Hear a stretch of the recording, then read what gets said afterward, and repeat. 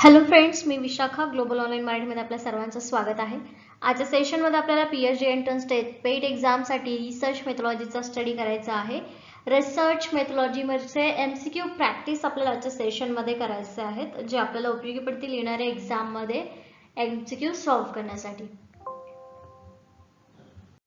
Session start करण्यापूर्वी एक important सूचना किंवा संधी आहे त्या स्टुडंटसाठी जे स्टुडंट्स यावर्षीची एक्झाम टार्गेट करत आहेत त्यांच्यासाठी स्पेशली रिसर्च मेथॉलॉजीसाठी 4 डेज क्रॅश कोर्स आम्ही घेऊन आलो आहोत, जो होणार आहे उद्यापासून 4 दिवस, जसे की 20, 21, 22 आणि 23 जूनला 2023 म्हणजे उद्यापासून ते गुरुवारपर्यंत शुक्रवारपर्यंत हे आपला क्रॅश कोर्स चालेल, ज्याच्यामध्ये डेली रिसर्च मेथॉलॉजी आपण कंप्लीट 1 आवरचा सेशन असेल. क्रॅश कोर्समध्ये 4 दिवसामध्ये संपूर्ण रिसर्च मेथॉलॉजीचा सिलेबस जो HGBAU युनिव्हर्सिटीसाठी आहे किंवा पुणे युनिव्हर्सिटीसाठी आहे त्यांच्यासाठी फुल क्रॅश कोर्स असणार आहे. ऑन झूम सगळे टॉपिक्स कव्हर केले जाणार आहेत. सो डू जॉईन या कोर्सची किंवा या क्रॅश कोर्सची फीस आहे 4 डेज 699. इकडे दिलेल्या व्हॉट्सअप नंबरला मेसेज करून तुम्ही लगेचच क्रॅश कोर्सला जॉईन होऊ शकता आणि आपल्या प्रिपरेशनला बूस्ट करू शकता या क्रॅश कोर्सनी 4 दिवसांमध्ये. So let's start with the session. तर पहिला प्रश्न आहे आपला, अंडरस्टँडिंग और नोविंग the world through observation of real events is called. वास्तविक घटनांच्या निरीक्षणाद्वारे जगाला समजून घेणे किंवा जाणून घेणे याला म्हणतात. कशाला म्हणतात? ऑप्शन्स आहेत टॅनासिटी, रॅशनलिझम, एम्पिरिसिझम, इंट्युएशन. तर बुद्धिमत्ता, अनुभव की अंतर्ज्ञान. तर इथे आपल्याला विचारलेलं आहे की ज्याच्यामध्ये स्वतः आपण ऑब्झर्वेशन करणार आहेत, रिअल लाईफमधले जे इव्हेंट्स आहेत त्याला स्वतः आपण अनुभवणार आहेत, त्याला समजून घेणार आहे आपल्या स्वतःच्याच भाषेमध्ये, आपण स्वतः तिथे राहून. म्हणजे काय आहे, इथे आपल्याला एक एक्सपिरियन्स मिळणार आहे, इथे आपल्याला अनुभव मिळणार आहे. मग याचं करेक्ट आन्सर इथे काय असणार आहे? एम्पिरिसिझम म्हणजे अनुभववाद ज्याला म्हणतो आपण. स्वतः वास्तविक घटनांबद्दल निरीक्षण करून जगाला समजून घेणे आणि जाणून घेणे याला एम्पिरिसिझम म्हणतात, अनुभववाद असं म्हणतात. म्हणून आपलं करेक्ट आन्सर इथे सी आलेला आहे, एम्पिरिसिझम, अनुभववाद. Empiricism is a theory that all knowledge is built on experience derived from the various sense. आपल्याकडे जे वेगवेगळे सेन्स आहेत त्याच्यामधून आपण जे एक्सपिरियन्स घेतो त्याच्यातून आपण नॉलेज प्राप्त करत असतो, त्याला आपण एम्पिरिसिझम असं म्हणतो. Take a quiz and learn about the theory. Empiricism theory states that knowledge comes primary from. तर आपण एखादा प्रश्न विचारतो आणि त्याच्याबद्दल उत्तरं येतं, ते आपली थेअरी होते, त्याला आपण अनुभवजन्य नॉलेज असं म्हणू शकतो. म्हणजे empiricism theory states that knowledge comes from primarily from. तर जिथून जेव्हा आपण एखादा प्रश्न निर्माण करतो तेव्हा तिथूनच आपल्याला एखादी थेअरी प्राथमिक निघते किंवा तयार होत असते. In the philosophy of science, empiricism is a theory of knowledge which emphasizes those aspects of scientific knowledge that are closely related to the experience. तर याच्यामध्ये आपल्याला सांगितलेलं की एम्पिरिसिझम जे आहे ते एक्सपिरियन्समधून आलेलं आहे किंवा एक्सपिरियन्सशी जास्त क्लोज्ड आहे. सायंटिफिक नॉलेज आपल्याला मिळतं त्याच्यातून, म्हणजे वैज्ञानिक ज्ञान तर मिळतं आहे, पण ते कशातून मिळतं आहे? आपल्या एक्सपिरियन्समधून, आपल्या अनुभवातून ते आपल्याला प्राप्त होत आहे. Especially as formed through the deliberate experimental arrangements. Hence science is considered to be methodologically empirical in nature. तर जे काही आपल्याला माहिती मिळते आहे ते आपल्या प्रयोगातूनच मिळते आहे. प्रयोग अरेंज आपोआप होतात, पण त्यातून आपण अनुभव घेतो आणि मग ते आपल्याला एखादी थेअरी किंवा एखादा सायन्सचं नॉलेज त्यातून आपल्याला प्राप्त होतं. म्हणून आपण असं म्हणतो की विज्ञान हे एक पद्धती आहे, अनुभव, निसर्गातून अनुभव घेऊन शिकण्याची गोष्ट आहे, नॉलेज मिळवण्याची गोष्ट आहे. तर एम्पिरिसिझम म्हणजे काय आपल्याला समजलं? एम्पिरिसिझम म्हणजे अनुभववाद आणि एम्पिरिकल रिसर्च जो असतो तो अनुभवजन्य रिसर्च असतो, म्हणजे तो स्वतः आपण तिथे तयार केलेला असतो किंवा आपण स्वतः त्याचा अनुभव घेऊन, एक्सपिरियन्स घेऊन तो तयार केलेला असतो. नेक्स्ट क्वेश्चन आहे सेकंड नंबरचा, व्हॉट डज अन एम्पिरिसिस्ट बिलीव्ह. तर एम्पिरिसिझम आपल्याला समजलं. आता प्रश्न विचारला आहे एम्पिरिसिस्ट कशावर विश्वास ठेवतात. अनुभववाद्यांचा काय विश्वास आहे किंवा त्यांचं म्हणणं काय आहे, त्यांचा एक विश्वास काय आहे. ऑप्शन्स आहेत we should not apply natural science methods to the science, social science research. सामाजिक विज्ञान संशोधनात आपण नैसर्गिक विज्ञान पद्धती लागू करू नये. It is the socialism aim to understand the meaning of social action. सामाजिक क्रियेचा अर्थ समजणे हे समाजशास्त्रांचे ध्येय आहे. Knowledge in the form of facts should be gain through the sensory experience. ज्ञान तथ्याच्या रूपात ज्ञानेंद्रियाच्या अनुभवाने प्राप्त केले जावे. D. Research conducted within the British Empire was biased and unreliable. British साम्राज्यात केलेले संशोधन पक्षपाती आणि अविश्वसनीय होते. तर इथे आपलं कुठलं ऑप्शन करेक्ट आहे, त्यातून एक एक ऑप्शन आपल्याला कट करायचं आहे. जे डी ऑप्शन आपल्याला इथे बायस्ड आणि अनरिलायबल असेल असं ऑप्शन आपल्याला नाही आहे रिसर्चमध्ये. मग किंबहुना ते रिसर्चचं कॅरेक्टरिस्टिक्स नाही आहे. मग आपलं इथं ऑप्शन जे आहे डी ते सर्वात प्रथम कट होत आहे, म्हणजे डी ऑप्शन आपलं उत्तर नसणार आहे. मग पुढचं काय विचारलेलं आहे की it is a sociologist aim to understand the meaning of social action. सामाजिक क्रियेचा अर्थ समजून घेणे हे समाजशास्त्राचं ध्येय आहे का? नाही, त्याचे आणखीन वेगवेगळे ध्येय आहेत. आणि हा अनुभववाद्यांचा विश्वास असणार आहे का? तर नाही. मग बी सुद्धा आपला ऑप्शन नसणार आहे. नेक्स्ट आहे ए, जे बोललेलं आहे की सामाजिक विज्ञान संशोधनात आपण नैसर्गिक विज्ञान पद्धती लागू करू नये. तर अशा प्रकारचा कुठलाही अनुभववाद्यांचा विश्वास नाही. तर ते दोन्हीही आपल्याला एकत्र करून कधी कधी नवीन नॉलेज मिळवण्यासाठी आपण ते वापरू शकतो. म्हणून असं न करणं हे देखील अनुभववादांचा विश्वास नाही. मग आपल्या इथे करेक्ट आन्सर काय असणार आहे? सी.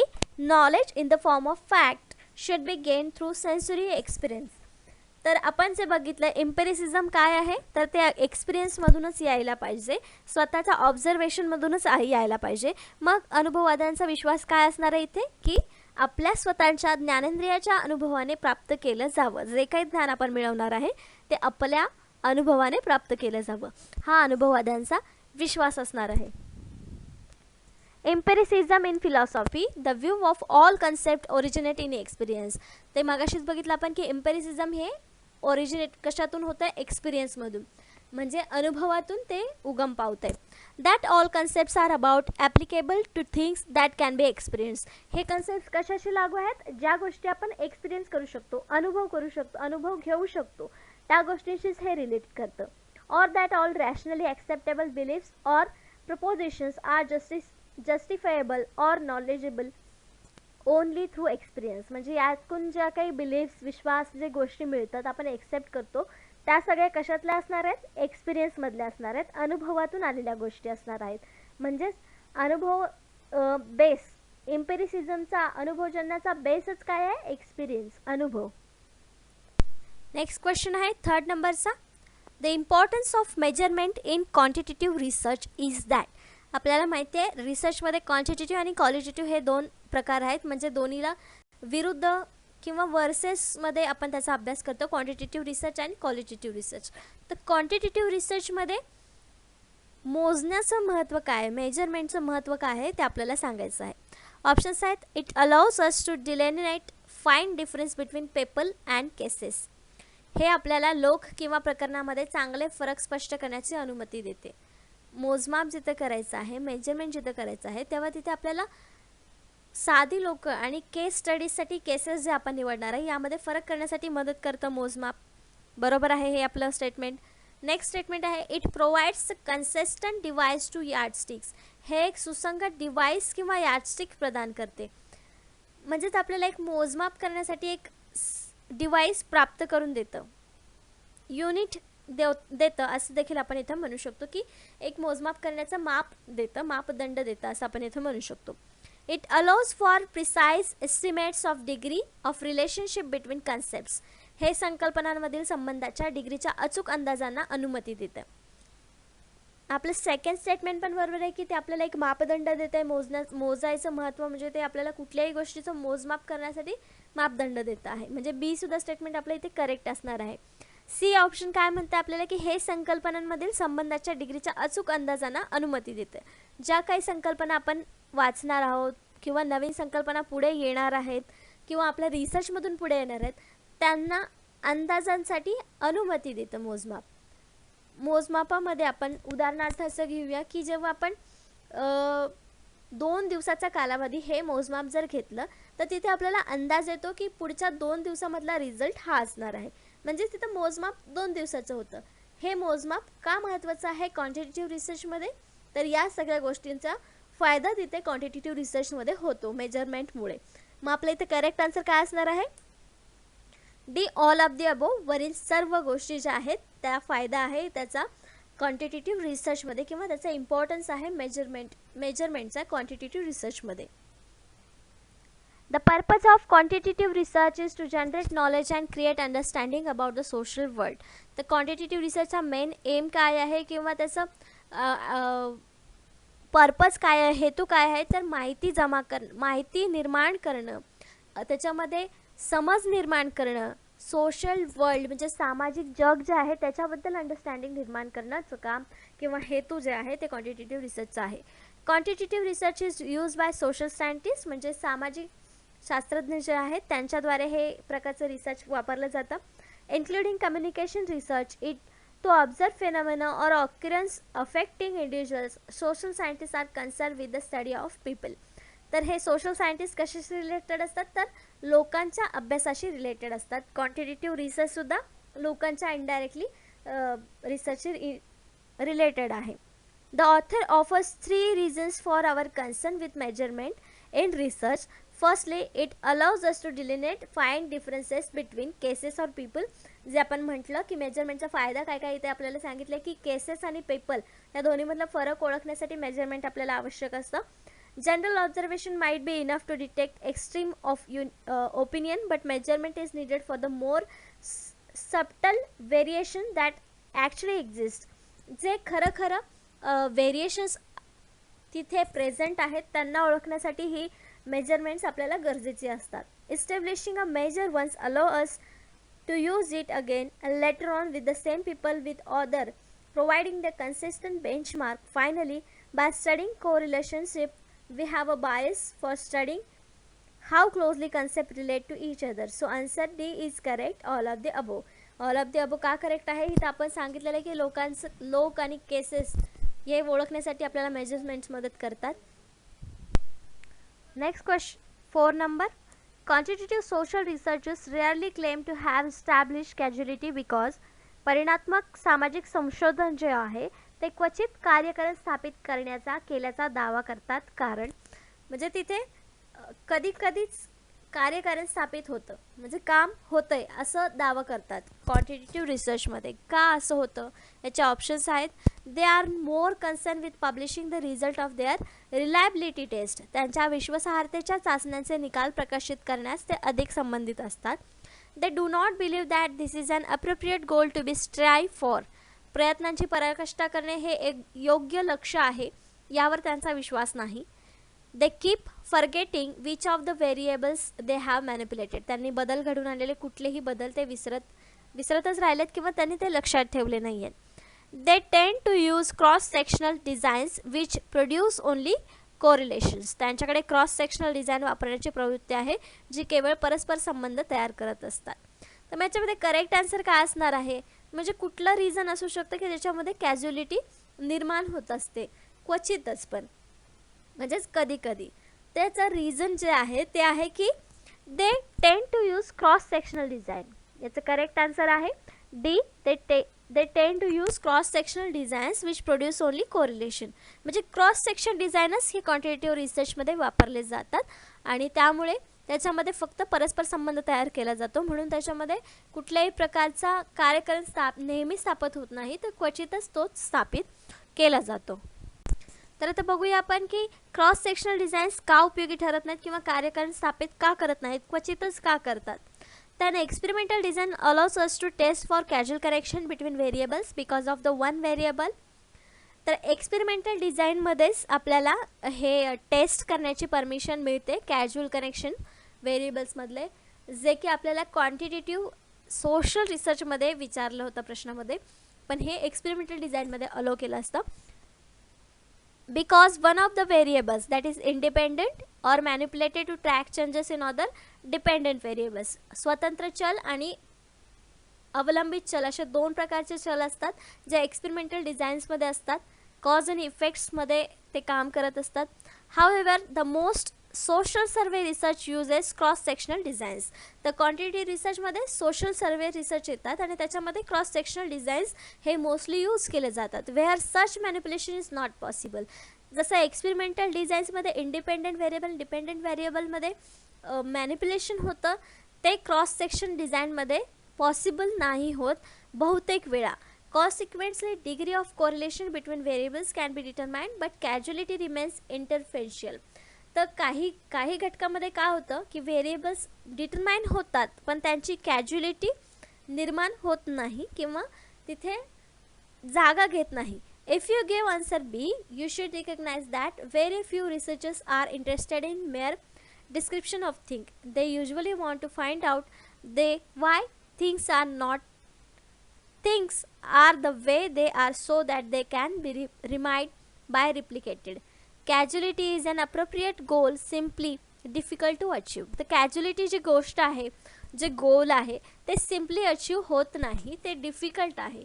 मग हे एक्सपेरिमेंटल डिझाईनमध्ये शक्य आहेत कारण तिथे जे व्हेरिएबल्स असतात ते एकमेकांना मॅनिप्युलेट करत असतात, पण क्रॉस सेक्शनल्समध्ये हे शक्य नसतं. म्हणून आपलं तिथे करेक्ट आन्सर जे आलं होतं ते डी आलं होतं की क्रॉस सेक्शनल डिझाईन तिथे यूज केली जाते, म्हणून तिथे कार्यकरण स्थापित क्वचितच होतं. नेक्स्ट क्वेश्चन आहे 5th नंबरचा. Quantitative research has been criticised because. प्रमाणित संशोधनावर टीका केली गेली आहे कारण जे आत्तापर्यंत आपण क्वांटिटेटिव्ह रिसर्चबद्दल बघतो आहोत त्याच्यावर टीका केली गेली आहे. तर का केली गेलेली आहे ते आपल्याला सांगायचं आहे. ऑप्शन्स आहेत. The measurement process suggest a spurious and artificial sense of accuracy.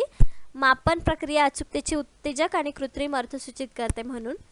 The Reliance on instruments and procedure makes it high in ecological validity. साधनांवर आणि प्रक्रियांवर अवलंबून राहून ते पर्यावरणीय वैधतेमध्ये उच्च आहे म्हणून. It underestimate the similarities between object in natural and social words. हे नैसर्गिक आणि सामाजिक जगातील वस्तूंमध्ये समानता कमी लेखते म्हणून. डी ऑल ऑफ दी अबो. तर टीका केली गेली आहे याचं एकच रिझन असू शकतं, ऑल ऑफ दी अबो नसेल. मग याचं करेक्ट आन्सर असणार आहे ते आहे A. The measurement process suggest a spurious and artificial sense of accuracy. तर क्वांटिटेटिव्ह रिसर्चमध्ये आपण बघितलं की आकड्यांची रिलेटेड जे रिसर्च केले जातात ते इथे येतात आणि आर्टिफिशियल सेन्स ऑफ ॲक्युरेसी याच्यामध्ये निर्माण होऊ शकते किंवा कृत्रिम अर्थ याच्यामध्ये आपल्याला सूचित होत असतात. अशा प्रकारची टीका याच्यावर केली गेलेली आहे. तर काय हे क्रिटिक्स आहेत किंवा त्याच्यावरती गंभीर आरोप आहेत ते बघूया. Some critics of quantitative research see it as pretending that photograph is good representation of life rather than being a frozen instant of it. As a consequence, quantitative research is accused of assuming that social life is static, clearly not case. तर त्यांनी काय सांगितलेलं आहे, quantitative रिसर्चमध्ये photograph खूप छान लाईफचं दर्शन आपल्याला देतं किंवा रिप्रेझेंट करतं असं सांगितलेलं आहे. पण क्वांटिटेटिव्ह रिसर्चमध्ये हे काय म्हणतं की लाईफ जी आहे, सोशल लाईफ जी आहे ते स्टॅटिक आहे, सांख्यिकीय गोष्टी त्याच्यामध्ये असतात जे क्लिअरली बाहेर येत नसतात. अशा प्रकारची टीका ते करत आहेत आपल्याला क्वांटिटेटिव्ह रिसर्चमध्ये. Further more the ontological basis of this kind of research oblige the social science researchers to regard people in the same way that physical science researchers regard nature. Again, clearly there is a world of difference. नक्कीच तिथे difference असणार आहे, दोन्हीमध्ये same नसणार आहे. सांख्यिकीय माहिती तिथे आपण रिसर्च करताना करतो, पण क्रिटिक्स असे म्हणत आहेत म्हणजे त्याच्यावरती आरोप असे आहेत की हे फोटोग्राफ आपल्या लाईफचं चांगलं प्रदर्शन करते असं दाखवण्यापेक्षा आपली लाईफ ही एक सांख्यिकीय माहिती आहे किंवा सांख्यिकी गोष्टीशी निगडीत आहे असं हे सांगतं क्वांटिटेटिव्ह रिसर्च. म्हणून हे एक गंभीर आरोप आहे क्वांटिटेटिव्ह रिसर्चवरचा. नेक्स्ट क्वेश्चन आहे 6 नंबरचा. What is repeatability. पुनरावृत्ती म्हणजे काय. तर आपल्या ऑप्शन्स आहेत. रिसर्चच्या भाषेमध्ये रिपीटेबिलिटी म्हणजे काय आहे आपल्याला सांगायचं आहे. ऑप्शन्स आहेत. Variability due to different operators using the gauge or different time periods or environments. Gauge किंवा वेगवेगळ्या कालावधी किंवा वातावरण वापरून वेगवेगळ्या ऑपरेटरमुळे होणारी variability. Variability due to error in process. प्रक्रियेतील त्रुटीमुळे अस्थिरता. Variability reflecting basic inherent precision of the gauge itself. स्वतः गेजची मूलभूत अंतर्निहित सुस्पष्टता दर्शवणारी variability. Variability reflecting the basic inherent precision of the process view answer. प्रक्रियेची मूलभूत अंतर्निहित सुस्पष्टता दर्शवणारी व्हेरिएबिलिटी. उत्तर पहा. त्याचा करेक्ट आन्सर आहे सी, ज्याच्यामध्ये स्वतः गेजची मूलभूत अंतर्निहित सुस्पष्टता दर्शवणारी व्हेरिएबिलिटी म्हणजे रिपीटेबिलिटी होय. Repeatability is defined as reflecting the basic inherent precision of the gauge itself through which we are measuring the unit. तर रिपीटेबिलिटी म्हणजे काय आहे? ही एक क्वांटिटेटिव्ह रिसर्चमधलीच टर्म आहे, कारण आपण मेजरिंगसाठी ही वापरतो. एखादी गोष्ट जेव्हा सतत म्हणजे त्याची आपल्याला मापं घ्यायची आहेत आणि प्रत्येक वेळेला आपण त्याच गोष्टीचं माप घेतोय पण त्याच्यामध्ये डिफरन्स येतो आहे, त्यालाच आपण रिपीटेबिलिटी असं म्हणतो रिसर्चमध्ये. मग तेच आपल्याला इथे त्यांनी सांगितलेलं आहे की मेजरिंग युनिट आहे हे, ज्याच्यामध्ये एकाच गेजमधून आपण मशीनमधून किंवा एकाच गेजमधून एकाच वस्तूमधून प्रत्येक वेळेला तीच वस्तू चेक करतोय पण त्याचा रिझल्ट आपल्याला वेगवेगळा येतोय, त्याला रिपीटेबिलिटी असं आपण म्हणतो. नेक्स्ट क्वेश्चन आहे 7th नंबरचा. In contrast to deductive reasoning, inductive reasoning dash dash. निष्ठ तर्क, विवेकपूर्ण तर्क यांच्या विरोधाभास. म्हणजे डिडक्टिव्ह रिझनिंगच्या कॉन्ट्रास्टमध्ये त्याच्या इंडक्टिव्ह रिझनिंग काय आहे किंवा कसं आहे. ऑप्शन्स आहेत involves conclusion that are more or less probable, अधिक किंवा कमी संभाव्य अशा निष्कर्षांचा समावेश आहे. Is less descriptive of human thoughts process, मानवी विचार प्रक्रियेचे वर्णन कमी करते. Moves from general principle to particular conclusion, सामान्य तत्वांमधून विशिष्ट निष्कर्षाकडे वळते. Should be avoided in science whenever possible, जेव्हा शक्य होईल तेव्हा विज्ञानात टाळलं पाहिजे. तर डिडक्टिव्ह रिझनिंगच्या तुलनेत इंडक्टिव्ह रिझनिंगचं काय महत्त्व आहे आपल्याला ऑप्शन्सपैकी सांगायचं आहे. तर moves from general to principle हे डिडक्टिव्ह झालं. मग ते अवॉइड केलं पाहिजे, सायंटिफिक विज्ञानामध्ये टाळलं पाहिजे असं आहे का? नाही. मग सी आणि डी ऑप्शन्स आपल्या इथे कट झाले. Is less descriptive of human thoughts process, हे मानवी विचार प्रक्रियेचे वर्णन कमी करतं असं आहे का? नाही, असंही नाही आहे. मग इथं आपलं एकच करेक्ट आन्सर असू शकतं, ते म्हणजे A, involves conclusion that are more or less probable, अधिक किंवा कमी संभाव्य निष्कर्षांचा समावेश यामध्ये केला जातो इंडक्टिव्ह रिझनिंगमध्ये. मग आपलं करेक्ट आन्सर ए आलेलं आहे. तर आपल्याला इथे इंडक्टिव्ह रिझनिंग आणि डिडक्टिव्ह रिझनिंग नेमकं काय आहे ते आपल्याला बघायचं आहे आणि दोन्हीमधला फरक देखील इथे आपल्याला समजेल. Someone who uses inductive reasoning makes specific observation and then draw a general conclusion. तर इंडक्टिव्ह रिझनिंगमध्ये काय आहे? स्पेसिफिक ऑब्झर्वेशन केलं जातं, त्याच्यावरून जनरल कन्क्लुजन आपण काढत असतो. तर डिडक्टिव्हमध्ये काय असतं? स्पेसिफिक कन्क्लुजनवरून जनरल थेअरी निघत असते. तर इथे उदाहरण आपण असं घेऊ शकतो की every quiz has been easy therefore the test will be easy. Example त्यांनी दिलेलं आहे इंडक्टिव्हचं की क्वीज इझी असणार आहे, प्रत्येक क्वीज इझी असणार आहे, म्हणजेच तिथे अख्खी टेस्ट जी आपली आहे ती इझी असणार आहे. म्हणजे हे इंडक्टिव्ह रिझनिंग झालं. जनरल कन्क्लुजन जेव्हा काढतोय आपण तेव्हा स्पेसिफिक ऑब्झर्वेशनचा विचार करतो आहे. नंतर डिडक्टिव्हमध्ये काय एक्झाम्पल दिलेलं आहे? All student in this class play guitar, Sam is the student of this class. मग त्यांनी जनरल एक्झाम्पल दिलं आहे डिडक्टिव्हमध्ये की एक क्लासमध्ये सगळे स्टुडंट्स गिटार वाजवत आहेत, म्हणजे सॅमसुद्धा त्याच क्लासमधला मुलगा आहे, म्हणजे सॅमसुद्धा गिटार वाजवत असणार. हे डिडक्टिव्हचं रिझनिंग झालं. जनरल स्टेटमेंट आपण काढतो, स्पेसिफिक कन्क्लुजन तिथे आपण काढतो आहोत. इंडक्टिव्हमध्ये अजून काय सांगितलेलं आहे? When you are using inductive reasoning, correct observation won't necessary lead you to correct general conclusion. जर इंडक्टिव्ह रिझनिंगमध्ये आपण स्पेसिफिक ऑब्झर्वेशनवरून जनरल कन्क्लुजन काढत असतो, पण इंडक्टिव्हमध्ये ते खरं असेलच असं नाही. तर या उलट डिडक्टिव्हमध्ये जे आपण रिझनिंग किंवा थेअरी कन्क्लुजन जे काढतो ती दोन्ही स्टेटमेंट जी असतात ती करेक्ट असतात. उदाहरण दिलेलं आहे इंडक्टिव्हमध्ये, the teacher use PPT in the last few classes therefore the teacher will use PPT tomorrow. हे आपलं रिझन तिथं इंडक्टिव्हमध्ये असं दाखवू शकतो की आपण प्रत्येक क्लासमध्ये टीचरने पीपीटी यूज केले असं दिलेलं नाही आपल्याला. Last few classes teacher use केलेली आहे पीपीटी, तर टीचर पीपीटी उद्या यूज करेल असं आपण सांगू शकत नाही इंडक्टिव्ह रिझनिंगमध्ये. तेच डिडक्टिव्ह रिझनिंगमध्ये at the conference all people present are 30 or older, Maria is in the room, म्हणजे मारिया तिथे 30चे असणार आहे हे आपल्याला तिथे समजून येतं. म्हणजे ही जनरल थेअरी आहे, याला आपण डिडक्टिव्ह रिझनिंग असं म्हणू शकतो. तर हा फरक आहे इंडक्टिव्ह रिझनिंग आणि डिडक्टिव्ह रिझनिंगमध्ये. एक्झाम्पल्सवरून आपल्याला डिडक्टिव्ह रिझनिंग, इंडक्टिव्ह रिझनिंग हे दोन्ही क्लिअरली समजतं. Inductive reasoning specific to general and deductive reasoning specific conclusion follows a general theory. Next question आहे 8th नंबरचा. Which of the following sequence best describe the deductive logic of enquiry. तर deductive आपण बघितलेले आहे, reasoning काय आहे, deductive logic enquiry इथे काय विचारलेलं आहे, म्हणजे आपलं काय असणार आहे इथे, जनरल टू स्पेसिफिक. पुढीलपैकी कोणता अनुक्रम चौकशीच्या विलोमनीय लॉजिकचे उत्तम वर्णन करतो आहे. जनरलपासून आपल्याला स्पेसिफिकपर्यंत जायचं आहे. म्हणजे ऑप्शन्स बघा आपले काय आहेत, थेअरी, डेटा, हायपोथेसिस. डेटा पहिले यायला पाहिजे की थेअरी पहिले यायला पाहिजे की हायपोथेसिस पहिले यायला पाहिजे, इथे आपल्याला सांगायचं आहे. तर data, theory, hypothesis. Data, empirical pattern, theory, theory, hypothesis, data, empirical pattern, hypothesis आणि थेअरी.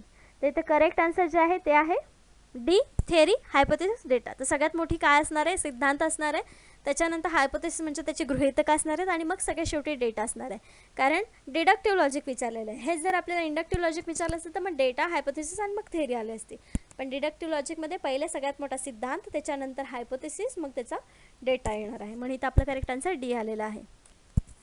जसं इथे डिडक्टिव्ह रिझनिंगचे एक्झाम्पल्स दिलेले आहेत त्यांनी, ऑल बर्ड्स हॅव फीदर्स, म्हणजे सगळ्या पक्ष्यांना इथे पंख असतात, हे एक डिडक्टिव्ह लॉजिक आहे. It's dangerous to drive on icy streets, म्हणजे बर्फाच्या रस्त्यांवरती गाडी चालवणं किंवा ड्राईव्ह करणं हे डेंजरस आहे, हे एक डिडक्टिव्ह रिझनिंग आहे. All cats have been keen sense of smell, सगळ्यांना त्यांचा म्हणजे वासावरून गोष्टी ओळखण्याची क्षमता आहे सगळ्या कॅट्समध्ये. Cacti are plants and all plants perform photosynthesis, म्हणजे इथे आपल्याला जनरल गोष्ट सांगितलेली आहे की स्पेसिफिकपासून जनरल गोष्ट निघालेली आहे की कॅक्टी नावाचा प्लांट आहे आणि प्रत्येक प्लांट हे फोटोसिंथेसिस करतं, म्हणजे कॅक्टीसुद्धा फोटोसिंथेसिसची प्रोसेस करतं. हे जनरल फॅक्ट आपल्याला इथे डिडक्टिव्हमध्ये निघतं आहे आणि ते करेक्ट आहे, म्हणून हे एक डिडक्टिव्ह लॉजिकचं एक्झाम्पल आहे. Red meat has iron in it and beef is red meat. तर इथे पण त्यांनी आपल्याला एक जनरल स्पेसिफिक स्टेटमेंट आपल्याला मिळतं आहे, ते आहे red meat has an iron, म्हणजे रेड मीटमध्ये आयर्न असतं आणि बीफ हे एक रेड मीट आहे, म्हणजे त्याच्यामध्ये आयर्न असणार आहे. हे आपल्याला फॅक्ट इथं आपल्याला मिळतं आहे, म्हणून ते एक डिडक्टिव्ह रिझनिंगचं एक्झाम्पल आपल्याला इथे दिलेलं आहे. हे काही एक्झाम्पलवरून आपल्याला डिडक्टिव्ह रिझनिंग काय आहे, डिडक्टिव्ह लॉजिक आपल्याला काय आहे हे समजलं असेल. नेक्स्ट क्वेश्चन आहे 9 नंबरचा. A deductive argument is valid if एक वजाबाकी युक्तिवाद वैध असेल जर. ऑप्शन्स आहेत premises are false and conclusion is true, जर जागा खोटी आहे आणि निष्कर्ष खरे आहेत. Premises are false and conclusions are also false, जागा खोटी आहे आणि निष्कर्ष देखील चुकीचे आहेत. Premises are true and conclusion is false, जागा सत्य आहे आणि निष्कर्ष खोटे आहेत. Premises are true and conclusion is true, जागा खरे आहेत आणि निष्कर्षही खरे आहेत. तर डिडक्टिव्ह आर्ग्युमेंटमध्ये आपण बघितलेलं आहे की दोन्ही स्टेटमेंट हे जनरल स्टेटमेंट असतात आणि त्यावरून जे फॅक्ट निघतं ते देखील खरं असतं. म्हणजे इथं आपल्याला जे प्रिमायसेस दिलेले आहेत ते सुद्धा खरे पाहिजेत आणि आपल्याला निघणारं कन्क्लुजन जे आहे ते देखील फॅक्ट म्हणजे खरं असलं पाहिजे. मग आपलं करेक्ट आन्सर इथे काय असणार आहे, D. Deductive argument is valid, म्हणजे डिडक्टिव्ह आर्ग्युमेंट कधी असेल तिथे जागा कधी घेईल, तर हे आपला ऑप्शन आहे. Premises are true and conclusions is true, दोन्ही असेल तेव्हाच तिथं डिडक्टिव्ह आर्ग्युमेंट प्लेस घेणार आहे. A deductive argument is sound if and only if it is both valid. जसं की आपण डिडक्टिव्ह आर्ग्युमेंटमध्ये बघितलं की दोन्ही ज्या स्टेटमेंट्स आहेत त्याच्यावरून आपण तिसरं फॅक्ट काढू शकतो, म्हणजे दोन्ही गोष्टी तिथं व्हॅलिड पाहिजेत.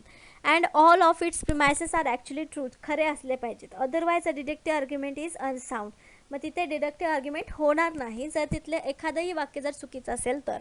According to the definition of deductive argument, the author of the deductive argument always intend that the premises provide the sought justification for the conclusion whereby if premises are true. म्हणजे deductive रिझनिंगमध्ये deductive आर्ग्युमेंटमध्ये प्रिमायसेसमध्ये म्हणजे statement जे असतात पहिले statement त्याच्यामध्ये आपल्याला clue असतो, last conclusion असेल त्याच्यावरती, म्हणजे कन्क्लुजन आहे ते सुद्धा खरं निघालं तरच ते एक डिडक्टिव्ह आर्ग्युमेंट असतं. नेक्स्ट क्वेश्चन आहे 10th नंबरचा. Inductive reasoning is based on or presuppose. आगमनात्मक तर्क, डिडक्टिव्हच्या अपोजिट इंडक्टिव्ह रिझनिंग जे आहे ते कोणत्या पूर्वस्थितीवर आधारित आहे. ऑप्शन्स आहेत युनिफॉर्मिटी ऑफ नेचर, निसर्गाचा एकसारखेपणा. युनिटी ऑफ नेचर, निसर्गाची एकता. गॉड क्रिएटेड द वर्ल्ड, देवाने जगाची निर्मिती केली आहे. लॉज ऑफ नेचर, निसर्गाचे नियम. तर कुठल्या आधारावर आहे इंडक्टिव्ह रिझनिंग, तर युनिफॉर्मिटी ऑफ नेचर, निसर्गाचा एकसारखेपणा या तत्वावर इंडक्टिव्ह रिझनिंग बेस्ट आहे, पूर्वस्थित आहे असं आपण म्हणू शकतो. म्हणजे याचं करेक्ट आन्सर आपलं ए आलेलं आहे. कसं तर बघूया. Two two types of inductive arguments. Inductive आर्ग्युमेंट्सचे दोन प्रकार आहेत. एक आहे statistical inductive argument and inductive argument which does not presuppose the uniformity of nature. ह्याच्यामध्ये नेचरचा विचार केला जात नाही किंवा निसर्गाचा एकसारखेपणाचा विचार केला जात नाही. For example 90% of college freshman can read beyond the 6th grade level. David is the college freshman, therefore David can read beyond the 6th grade level. हे इंडक्टिव्ह रिझनिंगचा आर्ग्युमेंट आहे, पण त्याच्यामध्ये स्टॅटिस्टिकल इंडक्टिव्ह आर्ग्युमेंट्स आलेले आहेत, पण हे uniformity of नेचरमध्ये नाही आहे. मग दुसरा टाईप कोणता आहे? Human inductive argument and inductive argument which presuppose the uniformity of nature. तर याच्यामध्ये निसर्गाचा एकसारखेपणा आपण दाखवू शकतो. each of the 100 college freshmen surveyed known how to spell logic. If we ask another college freshman, he or she will also know how to spell logic. म्हणजे त्याच्यामध्ये काय दिलेलं आहे की युनिफॉर्मिटी ऑफ नेचरमध्ये काय दिलेलं की भरपूर सारे एकाच वेळी भरपूर सारे कॉलेजेसमध्ये एक वर्ड सेम लिहिला जातो, तसाच दुसऱ्या जगातल्या कुठल्याही विद्यार्थ्याला तो वर्ड स्पेल करायला सांगितला तर सेमच येणार आहे. तिथं एकसारखेपणा आपल्याला दिसून येणार आहे शिकवण्यामध्ये किंवा आता स्पेल करण्यामध्ये एकसारखेपणा दिसून येणार आहे. म्हणून इथं आपलं करेक्ट आन्सर काय होतं? Uniformity of. तर अशा प्रकारे आजचे आपले 10 प्रश्न 10 कन्सेप्ट ज्या आहेत त्या इथे क्लिअर केलेल्या आहेत. आपण नेक्स्ट लेक्चरमध्ये याच टॉपिकवरती पुढचे अजून 10 प्रश्न घेणार आहोत, जेणेकरून आपल्या राहिलेला कन्सेप्ट देखील याच्यातून क्लिअर व्हावा युनिट 1 मधल्या. आजच्या लेक्चरसाठी धन्यवाद.